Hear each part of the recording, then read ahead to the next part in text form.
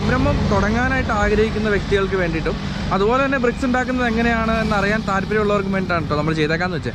അപ്പോൾ ഈ ഒരു കാര്യത്തിനായിട്ട് ഞാൻ കോൺടാക്ട് ചെയ്ത് കഴിഞ്ഞപ്പോൾ നമ്മുടെ നാട്ടുകാരൻ തന്നെയാണ്. അപ്പോൾ ചേട്ടനാണ് കേട്ടോ നമുക്ക് ഈ ഒരു സംഭവം ഇന്ന് പറഞ്ഞു തരാനായിട്ട് വന്നേക്കുന്നത്. ചേട്ടൻ്റെ പേരെന്ന് പറഞ്ഞിട്ടുണ്ടെങ്കിൽ ജോമോൻ എന്നാണ്. അപ്പോൾ ഈ സ്ഥലം എറണാകുളം ജില്ലയിലെ കൂത്താട്ടൂരത്തിനടുത്ത് പുതുവേലി എന്നാണ് സ്ഥലത്തിൻ്റെ പേര്. അപ്പോൾ ചേട്ടൻ്റെ ഈ സ്ഥാപനത്തിൻ്റെ പേര് സെൻറ്റ് മേരീസ് ബ്രിക്സ് എന്നാണ്. അപ്പോൾ ചേട്ടനാണ് നമുക്ക് ഇതിൻ്റെ ഫുള്ളായിട്ടുള്ള കാര്യങ്ങൾ പറഞ്ഞു തരാനായിട്ട് പോകുന്നത്. അപ്പോൾ ചേട്ടൻ നമസ്കാരം. നമ്മൾ ഈ ബ്രിക്സ് എന്ന് പറയുന്നത് ഇന്നിപ്പം മനുഷ്യജീവിതത്തിലെ ഏറ്റവും അത്യന്താപേക്ഷിതമായ ഒരു ഘടകമായി മാറിക്കൊണ്ടിരിക്കുകയാണല്ലോ. അതായത് ഇപ്പം വെട്ടുകല്ലും കടകളിപ്പം പഴയതുപോലെയൊന്നും അത്ര ആക്റ്റീവായിട്ടില്ല ചില സ്ഥലങ്ങളിലോട്ട്. അതുപോലെ ചുടുകട്ടയൊക്കെ ഉണ്ടാക്കുന്ന യൂണിറ്റുകളും ഒരുപാട് കുറഞ്ഞതിനെ തുടർന്ന് ഇപ്പം നമ്മൾ ആ ഒക്കെ അളവിലുള്ള കട്ട നമ്മൾ ഉണ്ടാക്കുവാണ്. അപ്പം ആ ഒരു ഓരോ ഏരിയയിലും ഇപ്പം ഇഷ്ടം പോലെ കണ്ടുവരുന്നതും ദിനം പ്രതി കൂടി വരുന്നതായിട്ടുള്ള ഒരു പ്രസ്ഥാനമാണ് ഈ ഒരു ബ്രിക്സ് എന്ന് പറയുന്നത്. അപ്പം നമുക്കത് ഉണ്ടാക്കാനായിട്ട് അല്ലെങ്കിൽ ആ ഒരു യൂണിറ്റ് തുടങ്ങാനായിട്ട് നമുക്ക് ഏകദേശം എത്ര രൂപ കോസ്റ്റ് വരും? ഇപ്പോഴത്തെ അവസ്ഥയിൽ കോസ്റ്റ് എന്ന് പറയുന്നത് എൻ്റെ ഏരിയ അനുസരിച്ചിരിക്കും. കാരണം എൻ്റെ ഫ്ലോർ ചെയ്യണം, ഷെഡ് ചെയ്യണം, പിന്നെ പണിക്കാരെ കിട്ടണം, പിന്നെ അതിനനുസരിച്ച് ഓരോ ഏരിയ അനുസരിച്ചാണ് എൻ്റെ കോസ്റ്റ് നിലവിൽ വരുന്നത്. ബ്രിക്സ് ഉണ്ടാക്കാനായിട്ട് അത്യാവശ്യമായിട്ടുള്ള കുറച്ച് ഘടകങ്ങളുണ്ടല്ലോ, അതെന്തൊക്കെയാണ്? നമുക്ക് മെയിനായിട്ട് വേണ്ടത് നമ്മൾ ഉപയോഗിക്കുന്നത് 6mm മെറ്റൽ, 3mm മെറ്റൽ, പിന്നെ ഡസ്റ്റ്. നമ്മൾ ഉപയോഗിക്കുന്നത് അതിൻ്റെ റേഷ്യോ എന്ന് പറയുന്നത് ഞാൻ ഉപയോഗിക്കുന്നത് 2:2:2, അതായത് 2 കൊട്ട മെറ്റലിന് 4 കൊട്ട മെറ്റലിന് 2 കൊട്ട പൊടി. അതിന് അതായത് 2 തരം വലിയ ടൈപ്പ് ഉണ്ട്, ചെറിയ ടൈപ്പ് ഉണ്ട്. ഈ 2 വീതം പൊടിയും 2 കൊട്ട ഇടും. എംസാൻഡ് അതായത് ഒരു കോട്ട് നമ്മൾ മെഷീനകത്തേക്ക് ഇടുന്നു. അതിൻ്റെ അനുസരിച്ചുള്ള 53 ഗ്രേഡ് സിമെൻറ്റ്, സാധാ സിമെൻറ്റ് അല്ല, 53 ഗ്രേഡ് സിമെൻറ്റ്. മാർക്കറ്റിൽ അവൈലബിൾ ഒത്തിരി സിമെൻറ്റ് ഉണ്ട്, പക്ഷെ നമ്മൾ ഉപയോഗിക്കുന്ന 53 ഗ്രേഡ് സിമെൻറ്റ് മാത്രമാണ് ഇതിന് പറ്റുകയുള്ളൂ. അതായത് അതിന് ഗ്രേഡ് വ്യത്യാസമുണ്ട്. പെട്ടെന്ന് ക്യൂർ ആവാനുള്ള ഘടകങ്ങൾ അതിൻ്റെ അകത്തുണ്ട്. സാധാ സിമെൻറ്റ് എന്ന് പറയുന്നത് ക്യൂർ ആവില്ല, ഇത് പെട്ടെന്ന് ക്യൂർ ആവും. നമുക്കിപ്പോൾ പ്രൊഡക്ഷൻ രാവിലെ പ്രൊഡക്റ്റ് ചെയ്ത സംഭവം ഇപ്പം തന്നെ നമുക്ക് വേണമെങ്കിൽ എടുത്ത് മാറ്റാം. കാരണം 1 മണിക്കൂർ മതി. സെറ്റിംഗ് പവർ കൂടുതലാണ് അതിന്. അവർ വെള്ളം ആവരുത്, വെള്ളം കുറയുകയും ചെയ്യരുത്, വെള്ളം കൂടുതൽ. ഈ സംഭവം ഇട്ട് കഴിഞ്ഞിട്ടുണ്ടെങ്കിൽ എത്ര നേരം കടക്കണമെന്നോ വല്ലതും ഉണ്ടോ? അങ്ങനെയൊന്നുമില്ല. മിക്സർ മെഷീൻ അത് കറക്റ്റായിട്ട് കൂട്ടാൻ്റെ ഒഴിച്ചും അത് ചെയ്യുന്ന എക്സ്പെർട്ട് ആൾക്കാർക്ക് അറിയാം. അത് നേരെ നമ്മൾ ട്രോളിക്കകത്തേക്ക് ആക്കും, ട്രോളിയെ നേരെ മെഷീനിലേക്ക് ഇടും. അപ്പോൾ നമ്മൾ ഒരു ചാക്ക് സിമെൻറ്റ് എടുത്ത് കഴിഞ്ഞിട്ടുണ്ടെങ്കിൽ നമുക്ക് അതിൻ്റെ അകത്തുനിന്ന് എത്ര കട്ട ഉണ്ടാക്കാൻ പറ്റും? നമുക്ക് ഒരു ചാക്ക് സിമെൻറ്റിൽ മാക്സിമം പോയാൽ 55-60 കട്ട. 55 എന്നുള്ളത് നമ്മളൊരു 50 ആയാലും ഏറ്റവും നല്ല കട്ട.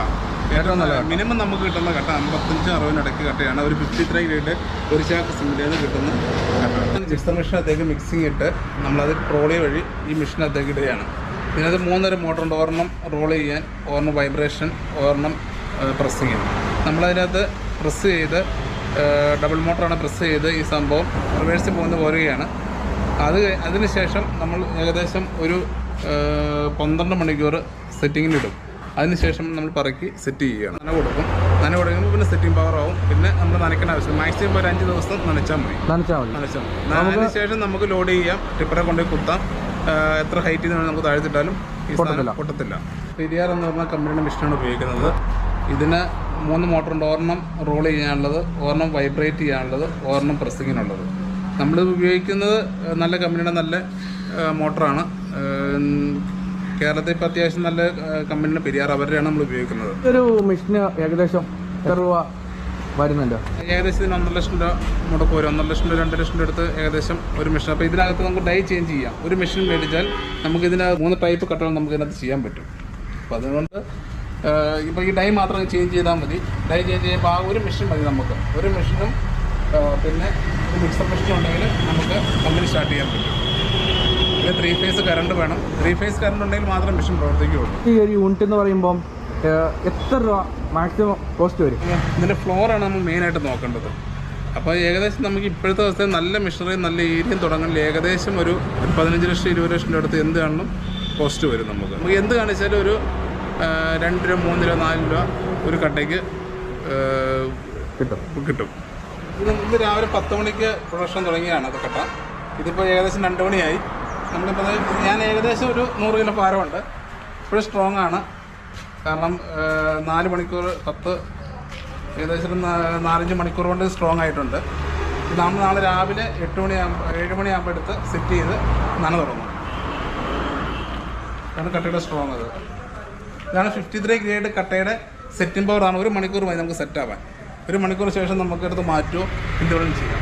നമ്മളിപ്പം കട്ട ഉണ്ടാക്കുന്ന വിധം പറഞ്ഞു, കട്ടയ്ക്ക് എന്തൊക്കെ സാധനങ്ങൾ വേണമെന്ന് പറഞ്ഞു. ഇനി നമ്മൾ ഈ ഒരു യൂണിറ്റ് തുടങ്ങാൻ നേരത്ത് നമുക്ക് എന്തെങ്കിലും ആനുകൂല്യങ്ങളോ കാര്യങ്ങളോ ലഭിക്കുമോ? ഇപ്പോഴത്തെ സ്വയം സംരംഭം എന്ന രീതിയിൽ ഒത്തിരി ആനുകൂല്യങ്ങളുണ്ട്.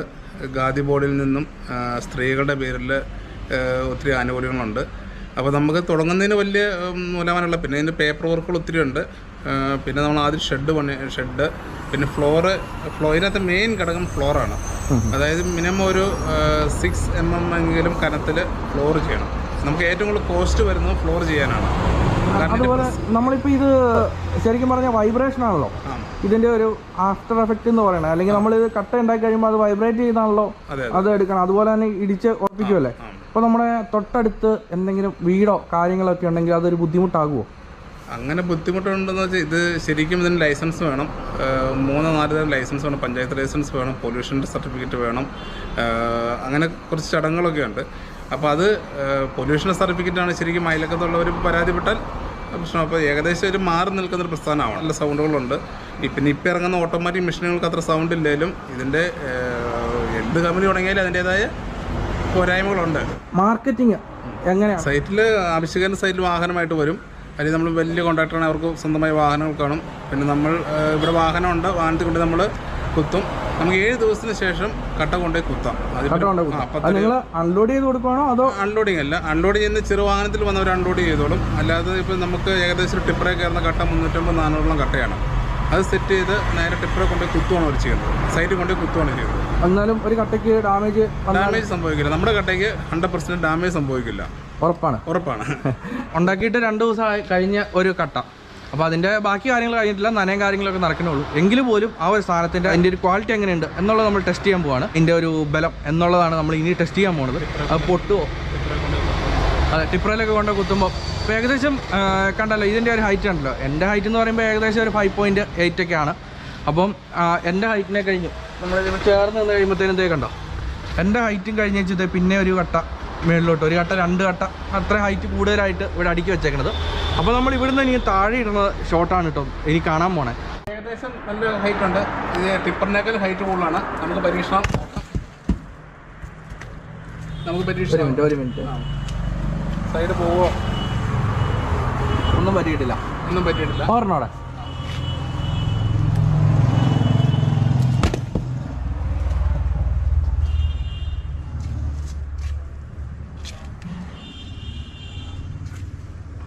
വരുത്തത്തിനൊന്നും യാതൊരു കുഴപ്പവും പറ്റിയിട്ടില്ല അല്ലേ?